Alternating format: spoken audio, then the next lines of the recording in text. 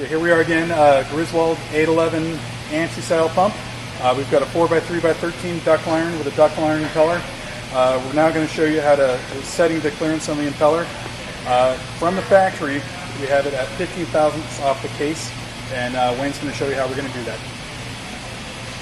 Okay, the first thing we do is I put some lube, anti-seize compound, just a bolt lube, on the threads.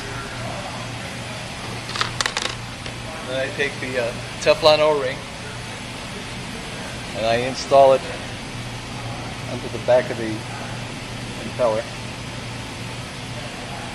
And sometimes if you have a hard time sticking, you can put just a little bit of lube on there too, and that'll help it stay in there as you install. Just a little trick we learned. We'd be very careful not to hurt the threads as we put this on. Spin it on until it stops. Then we have a tool. Just a piece of pipe with a slot in it. Put it on the back of the shaft and leave it set on the table. You can get just a pair of channel locks.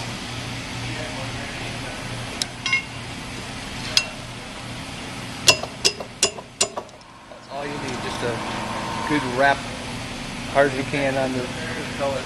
That'll lock it into place. Take our tool back off. Now that we have our impeller on, we put our case on. I'll need this for that. First thing you're going to want to do is put this case gasket on. You can either put it on the stuffing box or you can put it on the case. It's just a matter of preference. Sometimes it's better to do either or.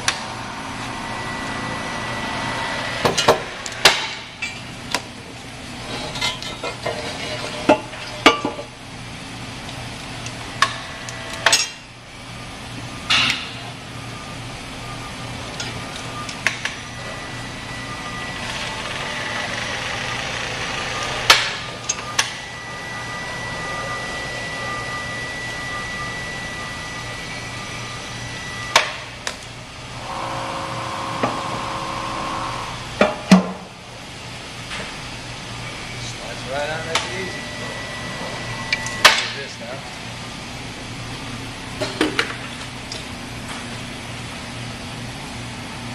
And now we install our bolts using anti-seize bolts.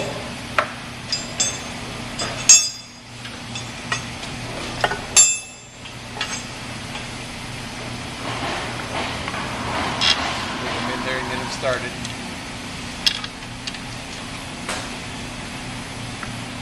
We've got all our case bolts started now. The first thing we want to do is we want to loosen these back bolts here. This is where you adjust the impeller. And if you don't have them loose, you'll bring that case up the impeller and damage the impeller. So keep these nice and loose before you tighten the case bolts.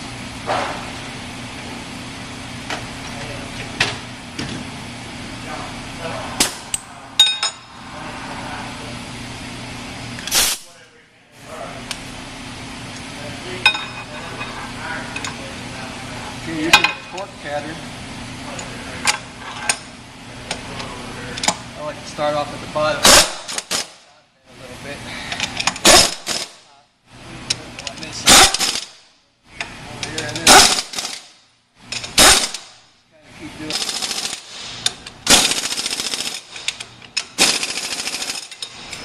Okay, that'll do it on our case bolt. The last thing we do is we set the impeller.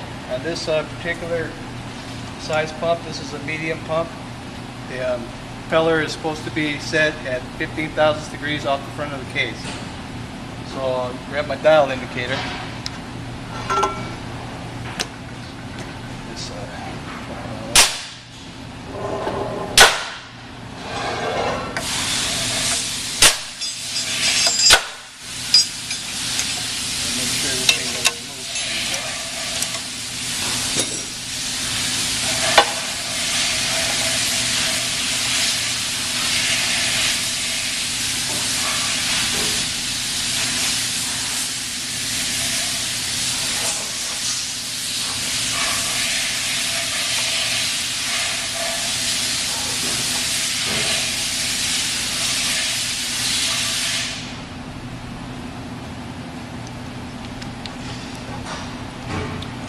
up against the end of the shaft.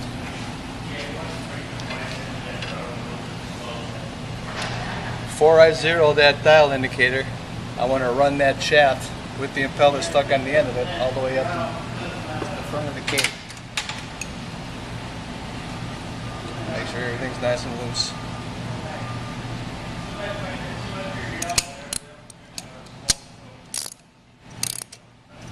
Once we're pretty sure that we got it up against the case, try to move the shaft, and if it don't move, then probably got it up against the case. Then you want to back that sucker off.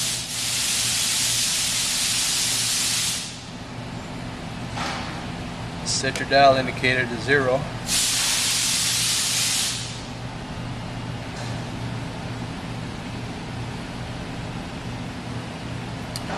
And after we set it to 0, what we're going to do is we're going to bring it out to 20 thousandths.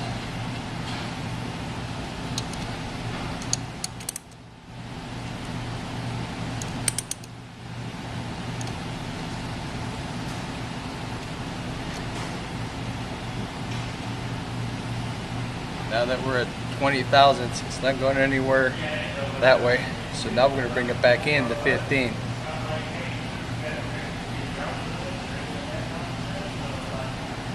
The bolts being the way they are, it's going to move just a little bit.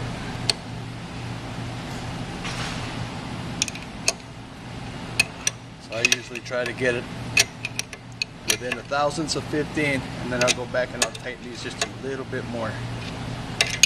The end of a bolt is not a real flat surface. Once we get those a little tighter, and we go back again, get them to 15,000. We're at 15,000.